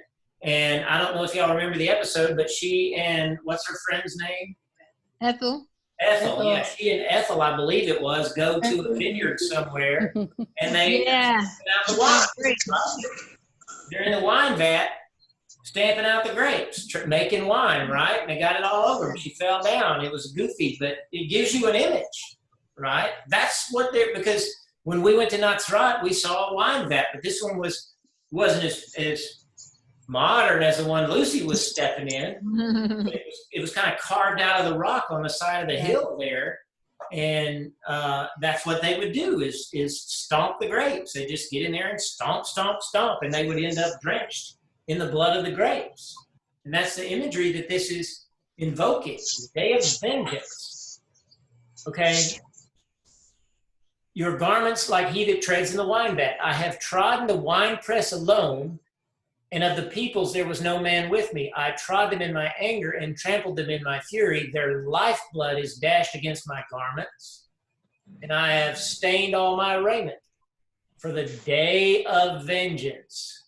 Just to show you that it should be the same thing, there it is right there. Yom Nakam was in my heart. Who is speaking here? Yeshua. This is Yeshua speaking. This is the Messiah speaking. Is that the same one in Hikalut where it talks about where their blood shall be in Megiddo, where the blood will come up? Absolutely. Okay. We're gonna go look at that. I just want to finish here first. Yeah. Okay, sorry. No, that's okay. The day of this is Messiah speaking, and the day of vengeance is in his heart. My year of redemption have come. My own arm brought salvation unto me. My fury, it upheld me. I trod down the peoples in my anger and made them drunk with my fury, and I poured out their lifeblood on the earth. I will make mention of the compassion of Yahweh and the praise of Yahweh according to all that Yahweh has bestowed on us, the great goodness toward Beit Yisrael, which he has bestowed on them according to his mercies and according to the multitude of his compassion. So we're talking about his day of vengeance, and we're still talking about his compassion. Mm-hmm.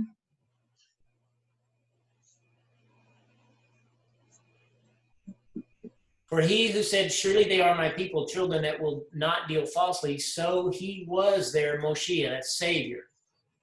In all their affliction he was afflicted, and the malach of his presence saved them. In his love and his pity he redeemed them, and he bore them and carried them all as in the days of old. So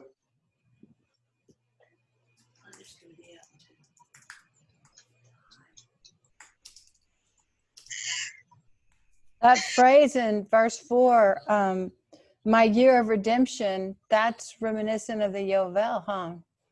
absolutely.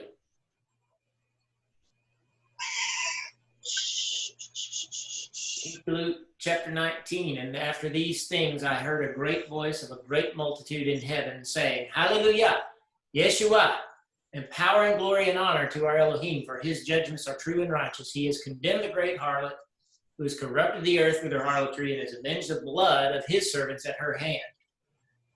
And the second time they said, Hallelujah, and her smoke rose up forever and ever, and the 24 elders and the 4 creatures, that's us, the 4 creatures, fell down and worshipped Elohim, who sat on the throne, saying, Amen, Hallelujah. And a voice came out from the throne saying, Praise our Elohim, all you his servants, and you who worship him, both small and great. And I heard the voice of a great multitude, like the voice of many waters, and the sound of mighty thundering, saying, Hallelujah, for Yahweh Elohim Ochezakol reigns.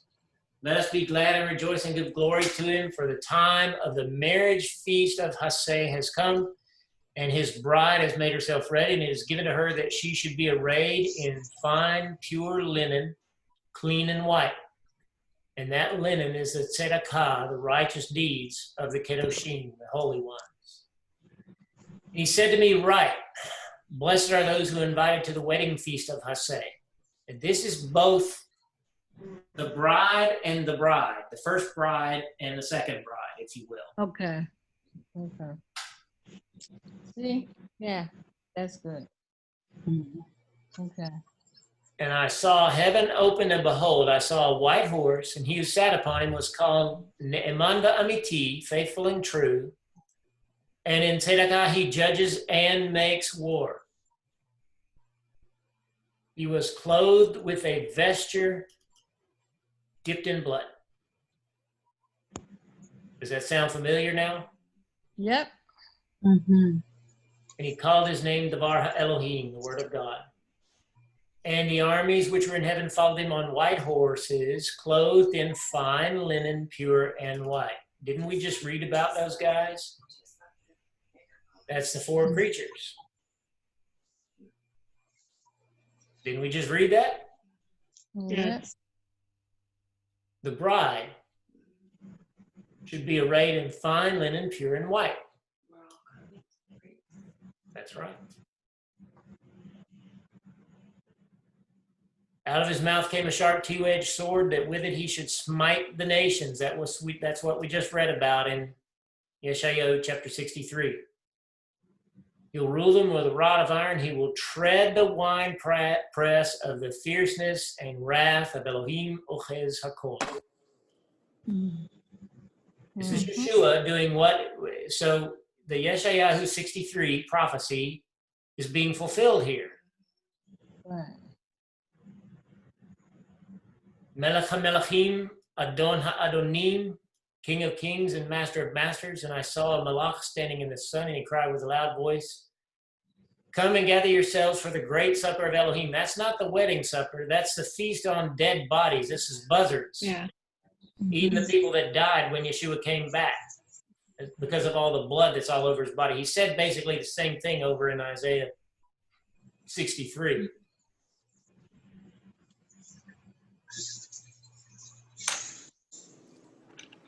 Then I saw the beast of prey and the kings of the earth and their armies gathered together to fight against him who sat on the horse. And the beast of prey was taken, and with him the false prophet who wrought miracles before him, with which he deceived those who had received the mark of the beast of prey and those who worshipped his image. These both were cast alive into a lake of burning fire with brimstone. That's similar to that goat going over the cliff. Wow. And the others were slain by the sword that came out from the mouth of him who sat upon the horse, and all the fowls were filled with their flesh.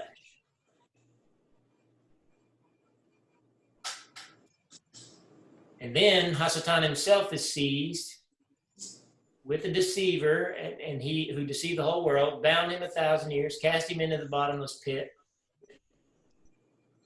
And then you have Gog and Magog. This is after the 1,000 years. You have Gog and Magog. Mm-hmm. And then they're all cast in the lake of fire and brimstone, tormented day and night, forever and ever. That's what Yom Kippur is about. So I believe that both of these happen on Yom Kippur.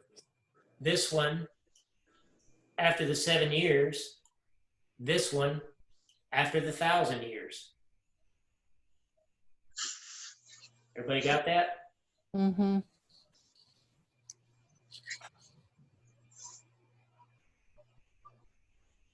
That's why you say time is a spiral.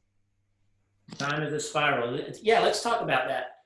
So let me think for a second.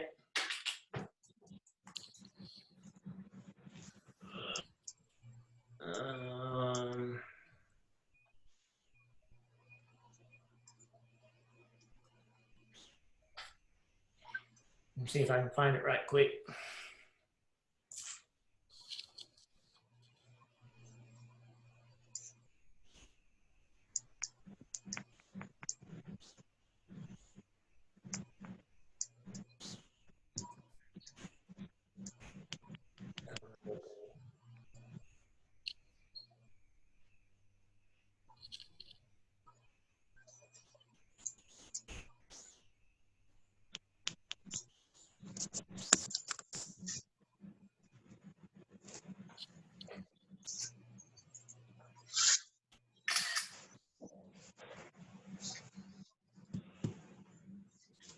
Okay, I'll have to find it later. The spiral. I wanted to bring that up. I'm glad you said that, Joe. When Yeshua rose from the dead, and most of you should know this, but I just want you to put it in your notes if you're taking notes.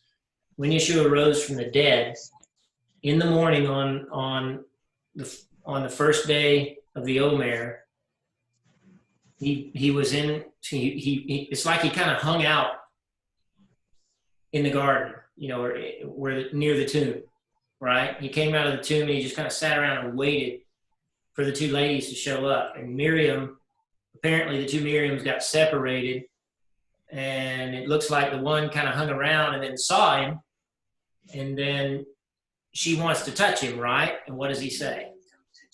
Touch me not. Don't touch me. I haven't ascended to my Father. Ascended to my Father. And so we talked about that back when we studied Passover. This is showing you that he went up into heaven that day to make atonement for us. But the reference is from the earthly perspective. It only had to happen once in heaven. Are you with me? Right. There's no time in heaven. But to show you that what Joe is talking about, that's a spiral of time, is this is overlapping with Yom Kippur, I believe. Because he performed atonement for us, so that we would be sealed against Rosh Hashanah and Yom Kippur. He's not going to shed his blood again, is the point that I'm making. He's our once and final sacrifice, right? So the only thing that remains for Yom Kippur and Rosh Hashanah, what the Jews do when they build the temple means absolutely nothing in regard to sacrifices. God's not going to accept them. Right? Right. You have to be Messianic. You have to trust in Yeshua for him to accept your offerings now. That's, so until they all believe, it's kind of a moot point. It's going to be an exercise in futility, and they're going to be giving their sacrifices to a false man who calls himself God. So, So that I just wanted to touch on that Yeshua is our once and final atonement. We're not looking for him to do anything again. It's already been done. It's our confession of it that affects it for us on these days. That makes sense? Yes. Sir. Any questions? Yes, I have one. In the passage over there, verse 20, he cast the beast of prey with the false prophet who wrought miracles before him, cast them alive. Is that kind of going out there a little bit, but is that beast of prey like would you contrast that with the 4 living creatures that stand before the throne of God, meaning those people are a part of his kingdom, as opposed to the because you talked about the beast being you suggested it is a conglomerate of Islamic nations, and that's the beast, or is that the same beast? Yeah, that beast of prey, is that the same beast that you talk about that Israel makes a covenant with for 7 years? Yeah. It is? Yes, the beast is that conglomerate of nations, but I also said that from that beast arises another 10 horns, and then one horn arises out of that, and that is Mashiach HaSheker. There is one guy that is sort of, that one guy is who that prophet belongs to. But when you say beast, you're talking about that whole system. And so you noticed at the beginning of it, of chapter 19 in Revelation, that Bavel was destroyed as well. Well, that's the religious system, and that's all of Christianity, but Catholic and Protestant, every variation of it that refuses. Somebody's got to mute themselves. You're making a lot of noise. I don't know who it is. I'm trying to be nice, but if you're the one that's got all that background noise, mute yourself.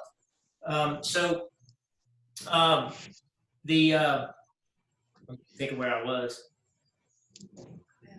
Bavel is destroyed. That's all of Christianity, and not every believer. All of institutional Christianity that refuses, that goes in league with that deity, with that Mashiach HaSheker, the false Messiah, and that's Islam abusing Christianity, and you already see it happening. It's already going on in pieces and parts of the world, and so it's just going to be wholesale at that point. But God is going to destroy that during that time. That false religion stuff, that mixture religion is going to go away, and so that group of people will also perish. The ones that don't come into pure faith will also perish. And that's what those 2 prophets are going to be doing, is demanding that from everybody. Trust in Yeshua alone and follow him and do what he says. Don't do this stuff. Don't do this mixture religion stuff. Coexist thing you see everywhere. Yeah. Oh, yeah. Yep. Chrislam. Yep. So that beast of prey is that nation, that people group, it's that man, but it's also that nation, because when you're reading in chapter 19, it says his prophet. Okay. Yes. So I just don't want you leading out that it's Mashiach HaSheker as well. Okay. It's the nation, and the nation that produced him. Okay. I'll get it.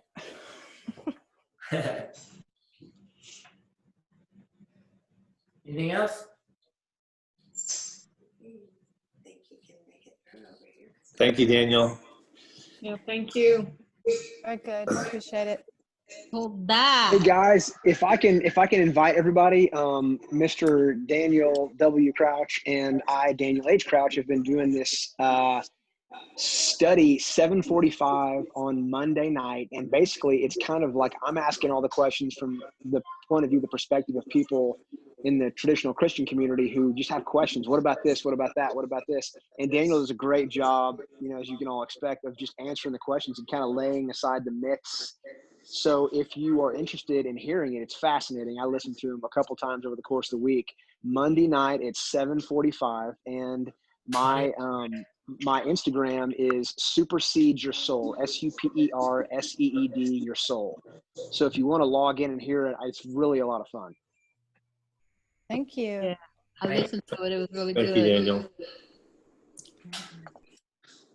All righty. You Need wanna throw. pray? No pray? Oh, yeah. Bye.